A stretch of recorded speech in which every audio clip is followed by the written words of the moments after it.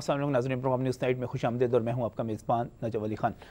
नाज़रीन, आज जिस इशू पर मैं बात करने जा रहा हूं मेरी नज़र में बहुत ही अहम है और तकरीबन हर बरस जब बड़ी ईद हमारी करीब आती है, कुर्बानी की ईद करीब आती है, तो इस बारे में ख़तरात जो हैं ज़्यादा बढ़ जाते हैं। कांगो वायरस के हवाले से बात कर रहा हूँ, जिसके 2 मुश्तबा मरीज़ इस वक्त सर्विसेज हॉस्पिटल में एडमिट हैं और उससे पहले हमारे ही शहर के रामा इकबाल मेडिकल कॉलेज में तालीम हासिल करने वाले हमारे बहुत ही अच्छे दोस्त मेहरबान डॉक्टर सगीर समीजा जो हैं, वो अगरचे लाहौर में उनकी डेथ नहीं हुई, लेकिन लाहौर से उनका ताल्लुक़ एक बड़े तवील अरसे तक रहा।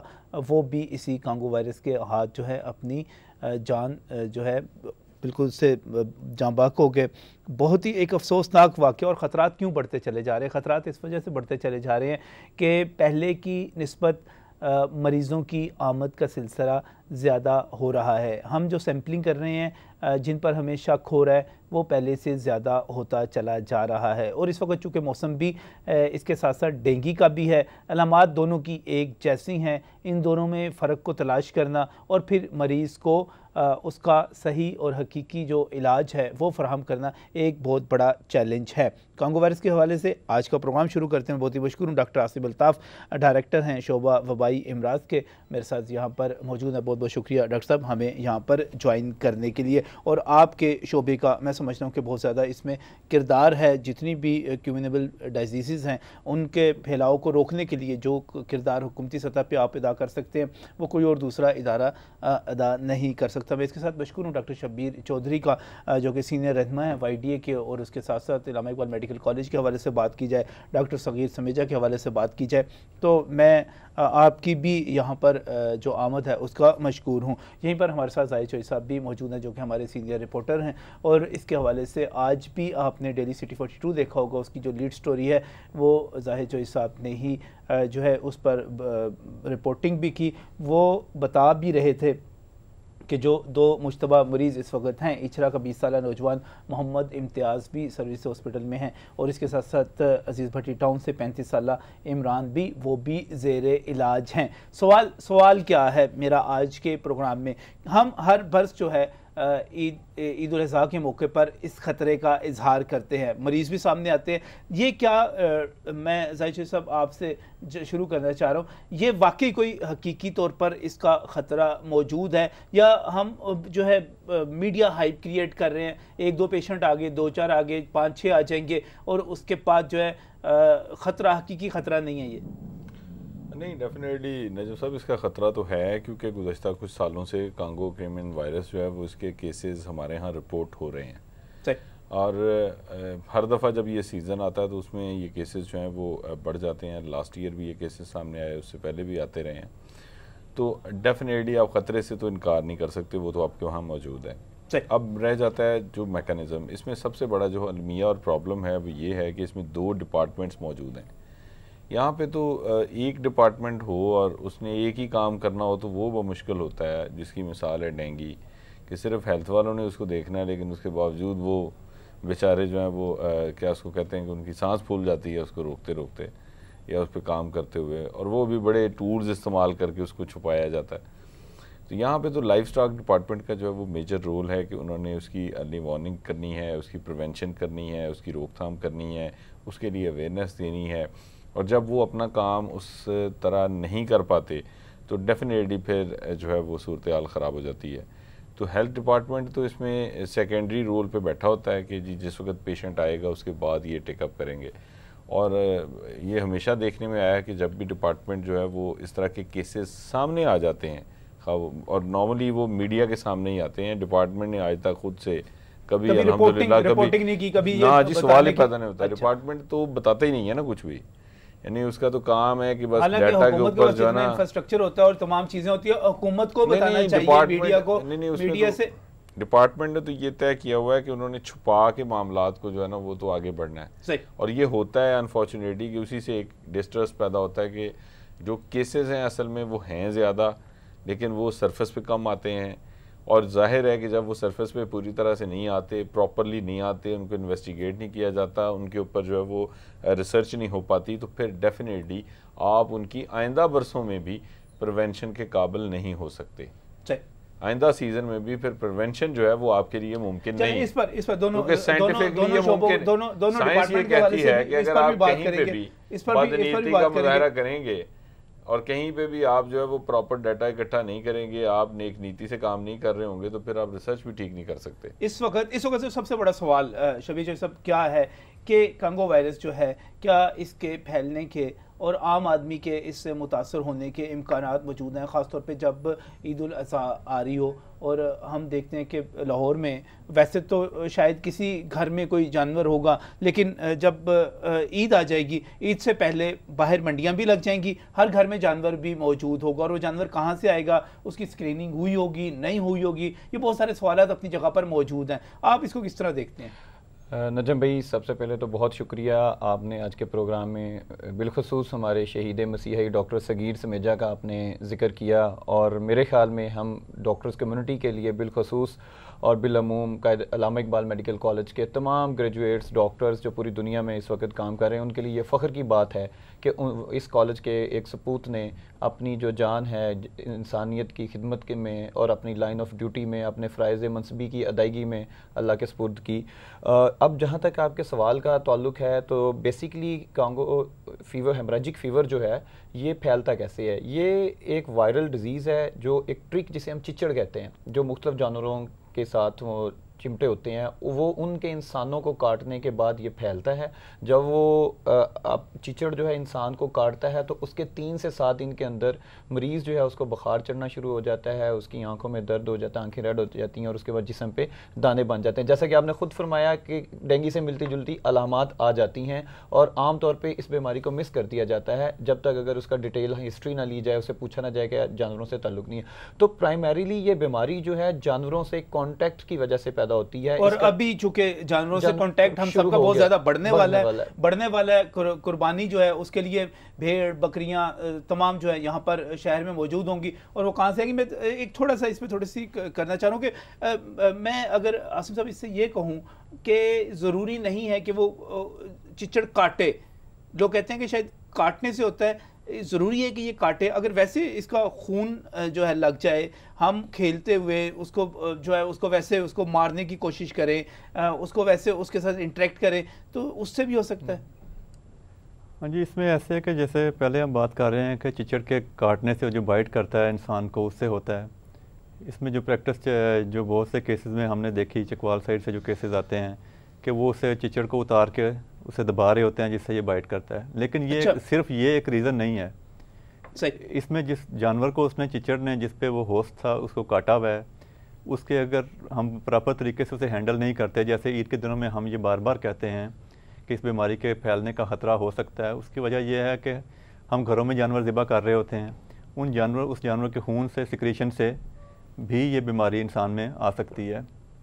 लेकिन इसमें एक बात वाज़ेह करने वाली है कि जब वो गोश्त पक जाता है अच्छी तरह, फिर उसके बाद खाने वालों में इसका कोई ख़तरा नहीं होता, क्योंकि सवाल ये पैदा हो जाता है कि अगर जानवर इन्फेक्टेड था, उस जानवर का गोश्त खाने से तो ये बीमारी नहीं फैलना शुरू हो जाती, ऐसे नहीं है। लेकिन उसके जी, और इसके बेसिकली 2 हिस्से हैं। एक तो ये है कि आपका कम्युनिटी के अंदर, आपकी सोसाइटी के अंदर, मुआशरे के अंदर ये बीमारी कैसे फैलती है, जैसे कि डॉक्टर साहब ने भी फरमाया, आपने भी कहा, मैंने भी आपको बताया कि वो चिचड़ से आ जाता है। दूसरा इसका जो हिस्सा है जिसमें आमतौर पर ये वबाई शक्ल इख्तियार कर लेता है, हस्पताल का जो अमला है जिसमें डॉक्टर, नर्स, पैरामेडिक्स तमाम आ जाते हैं, वहाँ पर ये कैसे वबाई शक्ल इख्तियार करता है, चूँकि मरीज़ का पता नहीं होता, डायग्नोस्ड नहीं होता कि इसको कांगो हेमराजिक फीवर है, तो फिर उसके खून के छूने से, उसकी रतूबत को टच करने से, उसके आज़ाद के टच करने से, या बगैर जो आपके पर्सनल प्रोटेक्टिव इक्विपमेंट्स हैं, मास्क है, गाउन है, आपने वो इस्तेमाल नहीं किया, जो उसकी बेड शीट्स हैं, जो इक्विपमेंट्स, जो इंस्ट्रूमेंट्स आपने यूज़ किया, पेशेंट जो है, अगर पेशेंट जो इस हालत में पहुंच गया और वो आपके पास मौजूद है और वो डायग्नोज भी नहीं हुआ हुआ, तो इससे वो डॉक्टर सगीर समेजा वाली यही सूरत जो है समझी जा रही है कि आप ये समझ लें कि वो एक बम रख दिया आपने जो पूरे अस्पताल में किसी वक्त भी फटने के बाद एक वबा की शक्ल इख्तियार कर लेगा, और इसमें दुनिया में इसके कई केसेस हैं,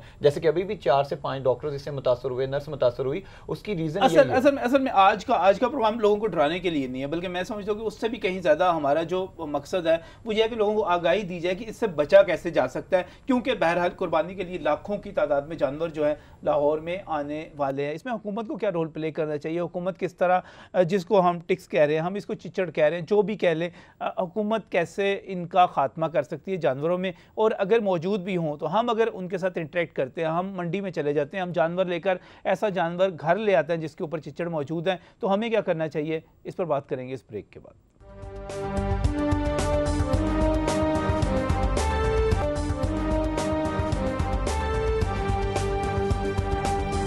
welcome back from the break. नाज़रीन, बात करें कांगो वायरस के हवाले से और इस हवाले से कि मुश्तबा मरीज़ भी सामने आ चुके। और उससे पहले जैसे मैं बात कर रहा था, एक मरतबा फिर खराज तहसीन पेश करूँगा डॉक्टर सगीर समेजा को, जिन्होंने अपना फ़र्ज़ अदा करते हुए, ठीक है उनकी जो हलाकत है वो जहाँ बक लाहौर में नहीं हुए, लेकिन लाहौर से उनके ताल्लुक़ को हम यहाँ पर पढ़ कर गए, इलामा इकबाल मेडिकल कॉलेज में रहे।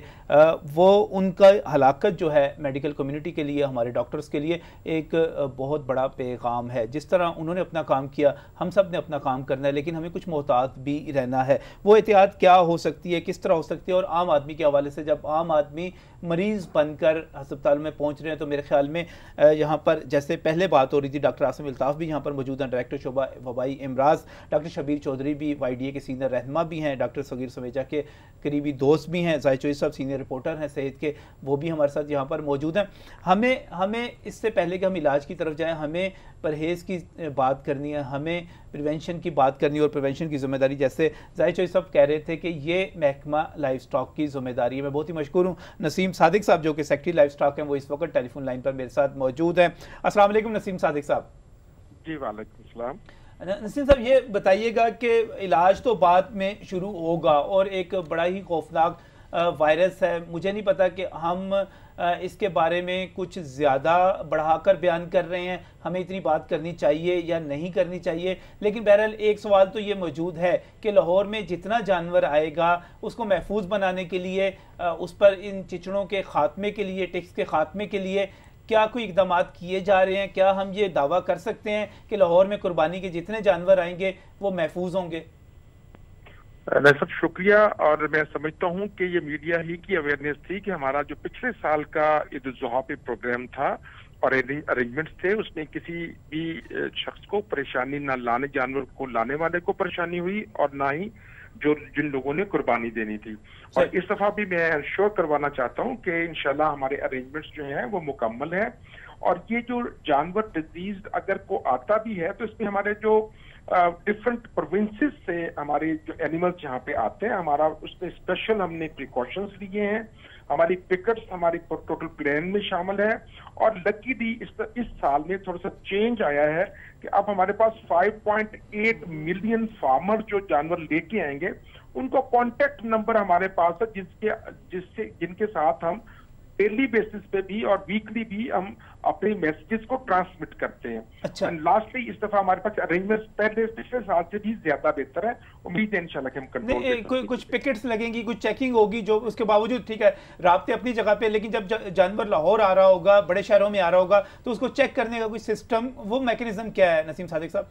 अब हमने 175 मोबाइल वेटरी डिस्पेंसरीज मेडिसिन हर तहसील के अंदर जो है वो फंक्शनल हैं और वहां पे प्रोवाइड भी जा रही हैं। अच्छा। दूसरी, हम अब मैसेज जो है वो रोबो कॉल्स और मैसेजेस जो है वो थ्रो कर रहे हैं उन तमाम फार्मर्स को, क्योंकि मैंने बताया कि इस दफा हमारे पास सिस्टम मौजूद है कि जिसने भी अपने एनिमल्स लाने हैं पंजाब के अंदर, लाहौर के अंदर, हम उसके कांटेक्ट कर सकते हैं। तो उनको मैसेज दे रहे हैं कि एडवांस में वो अपने जानवरों को टैक्स फ्री करेंगे और इसके लिए हम उनकी फौरी तौर पर असिस्टेंस भी कर रहे हैं। और 343 जो है हमारी वो चेक पॉइंट्स होंगे, क्योंकि बहुत सारे और प्रोविंसेस से भी हमारे पास एनिमल्स आते हैं, तो ये हमारे ये सेपरेट होंगे। उसके बाद मुझे आखिर में सिर्फ एक चीज़ और पूछने दीजिएगा, लाहौर में जितनी मंडियां लगेंगी, चाहे वो मुल्तान रोड पे लग रही हो, चाहे वो रिंग रोड के साथ लग रही हो, वहां पर भी आपका स्टाफ मौजूद होगा इस चीज़ को चेक करने के लिए? इसमें तो एक तो ये हम खुद इंश्योर करेंगे, और फर्स्ट टाइम है कि इतनी कोऑर्डिनेटेड एफर्ट्स जो हैं वो पंजाब हेल्थ केयर कमीशन की तरफ से भी और बाकी कमिश्नर, क्योंकि कमिश्नर साहबान इन तमाम मंडियों के इंचार्ज हैं, उनकी तरफ से भी, लोकल गवर्नमेंट ने भी इस दफा कोई एक्स्ट्रा ऑर्डिनरी हमने अरेंजमेंट्स किए हैं। तो उम्मीद है इंशाल्लाह कि वहां पे भी लोगों को कोई इनकन्वीनियंस नहीं होगी, और हमने दोनों को देखना है, जो जानवर लेके आ रहे हैं। बहुत बहुत शुक्रिया, बहुत बहुत शुक्रिया। बिल्कुल जी, उनको भी देखना है जो लोग लेकर आ रहे हैं, जो लोग मंडियों में उनके साथ रहेंगे, जो लोग वहां पर जाएंगे वो तो खैर थोड़ी देर के लिए जाएंगे, बाकी वो भी हैं, अहम है। आप अभी जब आपसे बात हो रही तो आपने डॉक्टर आसिम अल्ताफ साहब आपने कहा कि ठीक है वो तो लाइफ स्टॉक वाले बताएंगे कि वो क्या हिफाजती इक़दाम कर रहे हैं। मुझे तो एक बड़ा दावा लग रहा है कि 5.8 मिलियन इतने ज़्यादा लोगों के नंबर्स रख कर उनको मैसेज कन्वे करना, उन पे ये शर्त आयद कर देना कि आप जब लाहौर या किसी भी बड़े शहर में जाएंगे तो आपके जानवर को महफूज होना चाहिए, ये तो अपनी जगह पे हो गया। अब आ जाते हैं दूसरे पहलू पे। मैं एक आम आदमी हूँ, मैं लाहौरिया हूँ, मुझे इन तमाम चीज़ों से हट कर जब मैं वहाँ पर जाऊँगा मुझे क्या एहतियात करनी चाहिए? इसमें जानवर को छूने से इज्तनाब करना चाहिए, एहतियात करनी चाहिए। वैसे तो जैसे लाइफ स्टॉक कह रहे हैं उनकी एक्टिविटी होगी, जानवर टैक्स फ्री होंगे, लेकिन फिर भी हमें उसमें एहतियात करनी चाहिए कि हम देख लें कि जानवर पर टैक्स तो नहीं है। सेकेंडली बच्चों को नहीं, आप क्या मतलब आप चाहते हैं कि मैं चेक ही ना करूं कि वो जो मैं जानवर ले रहा हूं वो दोंदा है कि चोगा है, यानी कि वो उसके बगैर ही लेके आ जाए? नहीं तो वो ज़िबा कैसे करेंगे अगर हाथ नहीं लगाएंगे? हाँ नहीं, थोड़ी सी उसमें ऐसे है कि देखना पड़ेगा। नजम साहब देखिए, दो चीज़ें हैं जो मुझे तो, जो सेक्रेटरी साहब ने, नसीम सादक साहब ने जो की हैं, ये तो मुझे उनकी किसी प्रेजेंटेशन का कोई था जो उनके बाबू ने आगे रख दिया। मेहनती होने से ना किसी ने इनकार किया है ना कोई कर रहा है, बट मुझे जो उनकी बातें सारी हाइपोथेटिकली लगी हैं, मैं दूर नहीं जाता, इंटरनेशनल गाइडलाइंस पे नहीं जाता। आपके national institute of health Islamabad की गाइडलाइंस हैं कि जैसे ही जानवर एंटर होगा तमाम एंट्री पॉइंट्स पे उसको ट्रिक्स फ्री किया जाए, नंबर 1। और इससे भी पहले चले जाएंगे, इन्होंने कहा 5.8। नजब साहब, व्यापारी कौन होता है? पढ़ा लिखा बंदा होता है, उनको तो मैसेज पढ़ना ही नहीं आता। आप मैसेज पे क्या अवेयरनेस दे रहे हैं? 50% को मैसेज पढ़ना आता होगा, आप उससे कॉल कर लेंगे, आप कॉल कर लेंगे, चलिए कॉल जब होंगी तब बताइए। उससे पहले जरूरी है कि ये स्प्रे करें, जहां पे बाड़े हैं, जहां पे जानवरों की रखे हुए मवेशी, उन जगहों पे जाके स्प्रे किया जाए, और उसके बाद तमाम लाहौर के एंट्री पॉइंट्स के ऊपर इनकी टीमें जो बिठाई जाए। वो कह रहे 343 चेक पॉइंट जो बन गए, सर मोबाइल से नहीं 175। वो मैं थोड़ा सा उससे अगले मरहले में भी जाना चाह रहा हूँ। मैं थोड़ा सा आसिम साहब, फिर थोड़ा सा आपने भी उसी किस्म की फिर बात कर दी ना कि हम हाथ ना लगाएं, क्या करें, ग्लव्स लेके चले जाएं साथ वहाँ पे? नहीं, इसमें ध्यान करने की एहतियात तो ये ज़रूरत है कि जो इन जानवरों पर टिक्स हैं उन पर तो एहतियात करनी पड़ेगी, ठीक है, अदरवाइज उनकी बाइट से जो है इस पे हो सकता है। लेकिन जो डायरेक्ट जो टिक बाइट होती है उसमें है कि जानवर इन्फेक्टेड जब होगा एक आम आदमी, मैं लाहौरिया हूँ, मैं शहर में रहा हूँ सारी उम्र, मुझे नहीं पता ये चिचड़ किस किस्म के होते हैं, पहचाने जाएंगे कि कौन से जानवरों में है कौन से में नहीं है? देहात में रहने वाले तो पहचान लेंगे इसको। नहीं, आम बंदे के लिए तो इसकी पहचान जाहिर है मुश्किल है, सही, लेकिन उसमें जब जानवर को ज़िबा करते वक्त हम उसमें एहतियात कर सकते हैं, सही, क्योंकि ईद के दिनों में ट्रेडिशन ये होती है कि हमने खुद से जानवर को ज़िबा करना होता है। उसमें ये कोशिश की जाए कि अगर जिनके हाथ पे कोई ज़ख्म है वो बंदे जो है डायरेक्ट कॉन्टैक्ट में जो आते हैं ब्लड के साथ आ सकते हैं, वो इसमें एहतियात करें, वो ऐसा काम ना करें। ग्लव्स पहन के मजीद अगर अपने आप को सेव करने के लिए तो हम ये मेजर ले सकते हैं। प्रिकॉशनरी मेजर्स बड़े ज़रूरी हैं जो एक आम आदमी के तौर पर जब आप माल मंडी में जा रहे हैं मवेशी खरीदने के लिए, एक तो जो कपड़े हैं अपने वो लाइट कलर के पहन के जाएं ताकि कोई चिचड़ अगर आए तो वो नज़र आ जाए, एक चीज़। दूसरा, उसको उतार के मारने की कोशिश न करें, जैसे कि आसिम साहब ने भी कहा।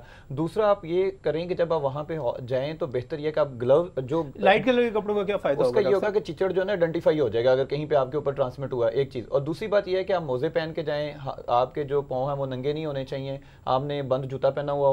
और उससे के बाद दूसरा ये करें, जब आप जानवर को छू लें उसके बाद आके अपने हाथ जो हैं वो अच्छे किसी स्टेरिलाइज सोप से धो लें, साबुन से अच्छी तरह से धो लें, ताकि अगर कोई आपको कुछ चांस है कहीं पे छुआ भी गया है तो वो जो है हाथ आपका साफ हो जाए। और उसके बाद जब आप जानवर ज़िबा कर रहे हो तो कोशिश करें कि जानवर को बिला जवाब, जैसा कि उसकी जो रतूबतें हैं उससे अवॉइड किया जाए, जो उसकी बाकी अज़ा हैं उससे अवॉइड किया जाए, और उसको पूरी एंटीसेप्टिक मेजर प्रोटेक्टिव इक्विपमेंट्स लेके उसको जो है जानवर को ज़िबा। अच्छा, मुझे ब्रेक पर जाना, मैं आपके जो है दिलचस्पी में देख रहा हूँ काफ़ी, खासतौर पर समझते हैं शायद डॉक्टर सगीर के वाक़े के बाद तो कम्युनिटी कि आप समझते हैं कि आपके हॉस्पिटल्स जो हैं, आपने कहा वो बम की तरह हैं, मुझे एक दो और दोस्तों ने, डॉक्टर अब्दुल बासित समेत कुछ और दोस्तों ने इस तरह निशानदेही की कि आपके सीनियर्स जो हैं हॉस्पिटल्स के अंदर भी इसकी आगाही और इसकी प्रिवेंशन जो है पूरी तरह वो नहीं दे रहे। इसके बारे में क्या कहेंगे? देखें, इस पे तो गवर्नमेंट की बेहिसी इस हद तक है कि इन्फेक्शियस डिजीज जो मुतद्दी बीमारियों का शुबा है वो सिर्फ एक सर्विसेज हॉस्पिटल में, और पूरे पंजाब के किसी हॉस्पिटल में उसकी सीट ही नहीं है, वो उसका कोई स्पेशलिस्ट डॉक्टर एग्जिस्ट ही नहीं करता। लिहाजा इससे आप अंदाजा लगा लें कि गवर्नमेंट कितनी सीरियस। दूसरा, वो जो एक तकसीम हिंद की तरह की महकमे को 2 हिस्सों में काटा गया है, उसके बाद से तो जो आपकी यूनिफॉर्मिटी थी, जो कोऑर्डिनेशन था, वो खत्म हो गया। एक कम्युनिकेबल डिजीज कंट्रोल आपका एक पूरा विंग एग्जिस्ट करता था, आज वो स्पेशलाइज्ड हेल्थ केयर में नहीं है, वो प्राइमरी के अंडर है। और वहाँ पे रस्तू साहब हैं, एडिशनल सेक्रेटरी साहब, वो उसको ऐसे चला रहे हैं कि जैसे उनके अलावा कोई दुनिया में और बंदा ही नहीं है। अभी ये जो डॉक्टर्स इफेक्ट हुए हैं और जो मौत हुई है, इसका जिम्मेदार बराए रास्त प्राइमरी एंड सेकेंडरी का वो डिपार्टमेंट का 2 हिस्सों में डिवाइड होना है। की सियासत ना करें शबीर, मैं वाईडी की सियासत नहीं कर रहा, मैं एक आम आदमी की सियासत कर रहा हूं। देखें, एक कीमती इंसान, एक स्पेशलिस्ट डॉक्टर बनते हैं, उसकी जान गई है, तो उसका जिम्मेदार कौन है? महकमा सेहत है। और दूसरी बात यह है कि जब आगा खान हॉस्पिटल तक शिफ्ट हो गए हैं, तब तक किसी ने नहीं पूछा है कि उसका इलाज करना है, उसकी माली इमदाद करनी है। तो खबर सामने आई तो उसके बाद लेकिन आपने कहा सीडीसी भी काम नहीं कर रहा सही। सर सीडीसी कहां वजूद कहां पे? ठीक है, मैं ब्रेक ले लेता हूं क्योंकि मेरी नजर में तो ये महकमा, ये डिपार्टमेंट शोबा बहुत अहम है, लेकिन मुझे यहाँ पर एक ब्रेक लेना है। ब्रेक से वापस आता हूँ तो डॉक्टर आसिम अल्ताफ से कहूँगा, जाहिर चौधरी साहब तो यकीनी तौर पर इसका पोस्टमार्टम करेंगे, लेकिन मैं जहाँ पर जाहिर चौधरी साहब की बजाय आसिम अल्ताफ साहब इसके बारे में क्या कहते हैं, इस ब्रेक के बाद।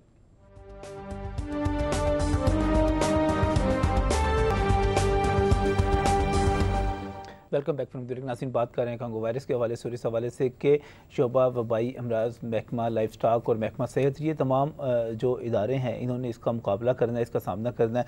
लेकिन जब हम ब्रेक पर गए थे तो इससे पहले यकीनी तौर पर नसीम सादिक साहब ने जो इदाद शुमार हमारे साथ बयान किया, अल्लाह करे ये दुरुस्त हों और अल्लाह करे कि इनके मुताबिक उनकी रेप्यूट तो बहुत अच्छी है अब तक की, बतौर DCO लाहौर, बतौर सेक्रेटरी एक्साइज और दीगर उहदों पर काम करने के बाद रिजल्ट तो उन्होंने अच्छे दिए हैं। अल्लाह करे कि यहाँ पर भी इसी किस्म की चीज़ें हो रही हों जिस किस्म कि उन्होंने बयान किया। लेकिन जब हम ब्रेक पर गए थे तो बात हो रही थी आपके डिपार्टमेंट के हवाले से। साहिब साहब, आप सेटिस्फाई नहीं हैं, ये महकमा सही काम नहीं कर रहा, ये शोबा सही काम नहीं कर रहा? नहीं सर, बड़ी सिंपल सी बात है, कम्युनिकेबल डिजीज़ जितनी भी हैं और जितनी भी इन्फेक्शियस डिजीज़ हैं जो इस तरह फैलती हैं या इस तरह स्प्रेड होती हैं और इतनी खौफनाक हैं कि उससे जो है ना वो कोई भी शख्स जो ट्रीट कर रहा होगा वो लपेट में आ जाएगा, उसके लिए आपको अर्ली वार्निंग सिस्टम चाहिए, नंबर 1। नंबर 2, आपने उसके बारे में अलर्ट जारी करना है, उस अलर्ट के ऊपर रिस्पॉन्ड होना है।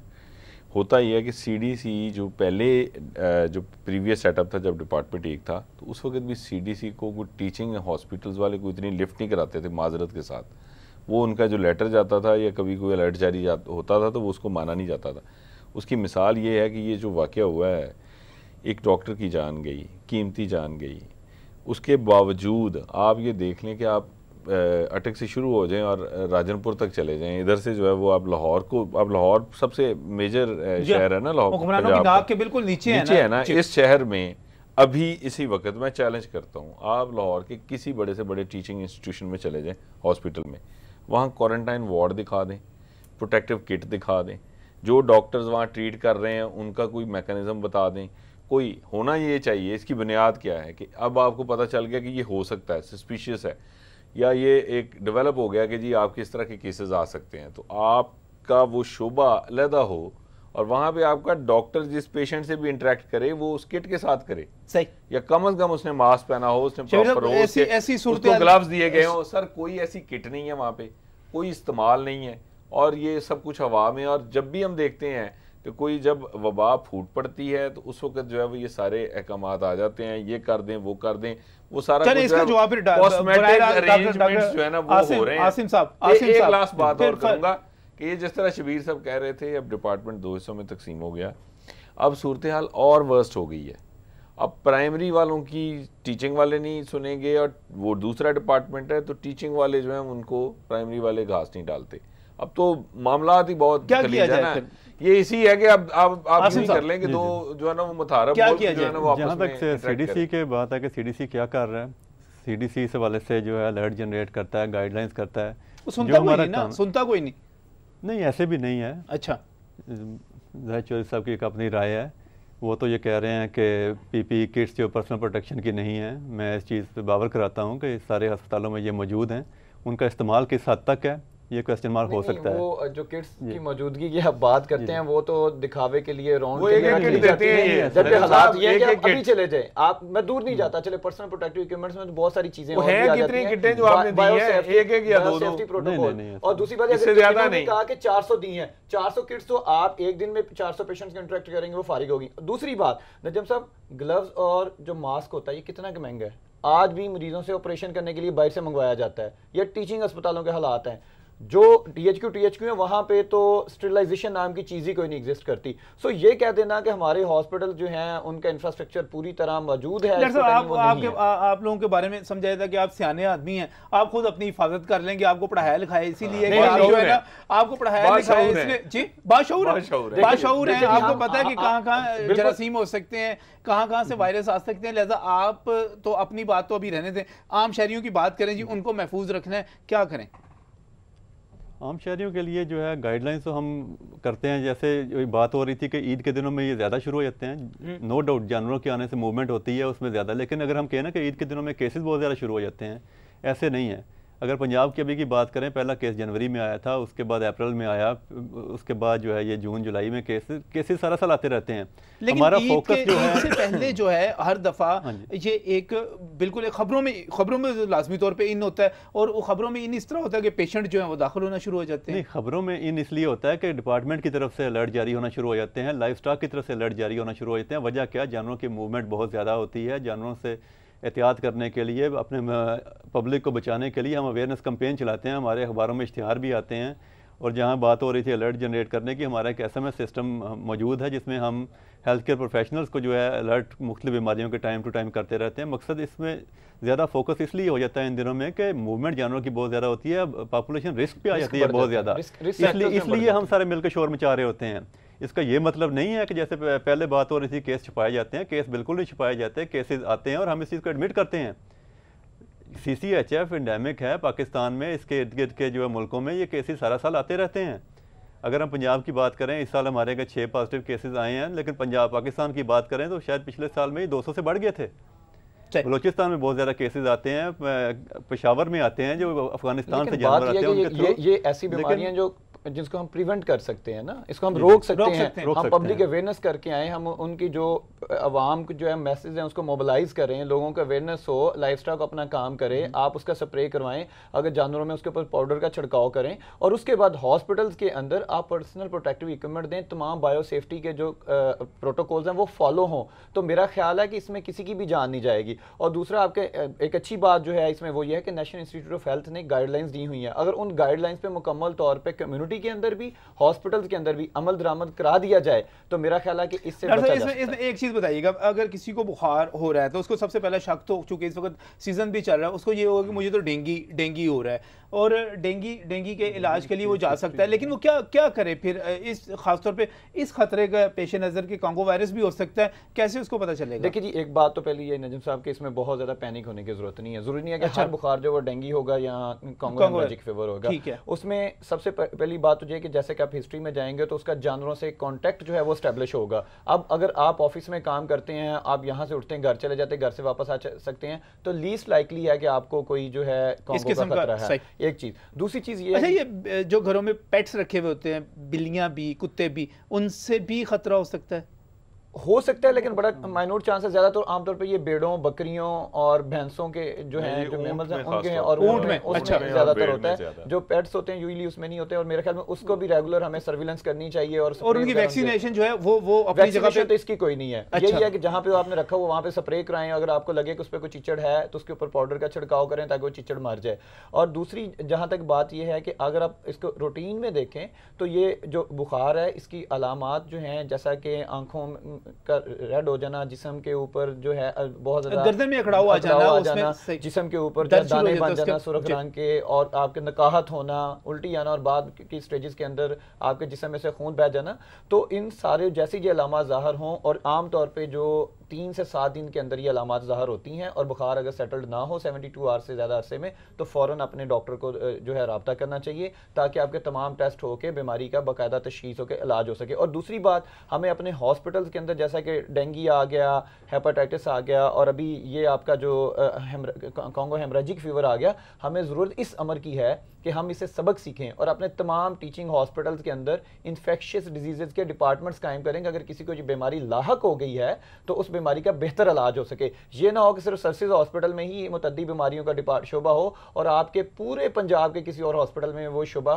वजूद ही ना रखता हो। तो लिहाजा ज़रूरत इस अमर की है कि हम अपना सबक सीखें, जो हो गया माजी में उसको छोड़ें, मुस्तकबिल की तरफ आएँ। और दूसरी, मैं आपके प्रोग्राम की वसात से एक और दरख्वास्त करूँगा कि इसमें उलमा कराम की राय भी ली जाए, और हमारे जो डॉक्टर सगीर समेजा साहब ने मेरी नज़र में तो वो अपनी जो फ़राइज़ की मनसबे की अदायगी में शहीद हुए हैं और उनको शहीद का रुतबा दिया जाए और उनके लिए जो है सिविल अवार्ड का ऐलान किया जाए, क्योंकि ये आम बात नहीं। एक स्पेशलिस्ट डॉक्टर जो सीनियर रजिस्ट्रार के ओहदे पे फायज है, वो इस चीज़ से नहीं डरा कि मरीज़ को क्या था, और उसने रात के पिछले पहर आके भी सर्जरी की और अपनी जान खो दी। तो मेरी अच्छा, इसमें अब एक एहतियात जो है कुर्बानी के वक्त जो है वो एहतियात, अगर हम थोड़ा सा पहले ही मैसेज दे रहे हैं, लेकिन कुर्बानी के वक्त एहतियात कर ली जाए खास तौर पे। बिल्कुल, ऐसे कुर्बानी के वक्त एहतियात कीजिए। दूसरा जो है और अगर आपको किसी जानवर में कोई चिचड़ नजर आ रहा है तो उसको मारने की, उनको पकड़ने की जरूरत नहीं है, उसकी कोशिश ना करें, उनमें जो है वायरस हो सकता है। और जो इससे मुतासरा मरीज़ हैं, जैसे हॉस्पिटल सेटिंग्स की हम बात करते हैं, उसमें भी बड़ा इसका रोल है कि उसमें जो है पेशेंट टू पेशेंट ट्रांसमिशन। एक चीज़ ज़रूर on a lighter note add करूँगा कि मेरे ख्याल में जो है ना, वो ये जिस तरह कह रहे हैं शबीर साहब कि ये होना चाहिए, 10 साल हो गए कुछ नहीं हुआ, तो अब भी यही है। नहीं, वो तो आप, मैं उसमें मैं वही अर्ज कर रहा हूँ ना कि शहरियों के लिए एक ही बात कही जा सकती है कि जागते रहना, महकमा सेहत पे मत रहना। नहीं, महकमा सेहत इसके अलावा कोई हल नहीं है। हमारी 10 साल हो गए, 10 साल हो गए इनको लड़ जारी करते हुए।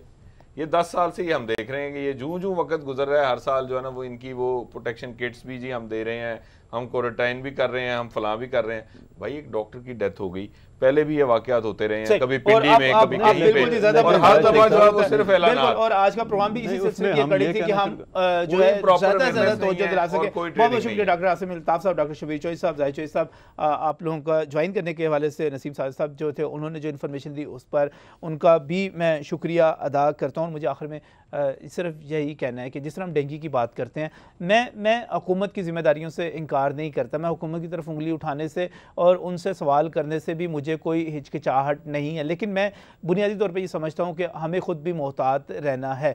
जब आप ख़ास तौर पे जब ईद उल अज़हा आने वाली है, हम कुर्बानी का जानवर लेने के लिए जाएं तो जैसे यहाँ पर बताया गया कि आपको अपने जिस्म को पूरी तरह ढांप कर जाना चाहिए। उसके अगर किसी जानवर पर आपको चिचड़ भी नज़र आए तो आपको उनको छेड़ने की और घर में लाए हुए जानवर पे कुर्बानी के मौके पर भी उनके साथ खेलने की, उन्हें ख़ुद मारने की, क्योंकि उनका जो ब्लड है और उनको मारते वक्त, उन्हें दबाते वक्त वो आपको काट भी सकते हैं। और आपको शायद ये बात, मेरी बात अजीब लगे, अगर मुमकिन हो तो जब आप मंडी में जा रहे हो, तो जब आपने पूरे बूट और जराबे पहनी हुई हों, आप बाकी आपने जिस्म को कवर किया हुआ हो, तो कोई हर्ज नहीं है कि अगर आप ग्लव्स पहन कर भी चले जाएं। तो इसमें आपको शायद अभी आपको ये मज़ाहिका खेज़ बात लगे, लेकिन आप मोहतात रहेंगे, एहतियात करेंगे तो उसी में सबकी बेहतरी है। आप अपने घर वालों के लिए बहुत कीमती हैं और मैं आपकी जान की, ज़िंदगी की हिफाजत चाहता हूँ, क्योंकि इसके केसेस तो बहरहाल सामने आ रहे हैं। ये पैनिक फैलाने वाली बात नहीं है, अपनी हिफाजत की बात है। अल्लाह हाफ़िज़।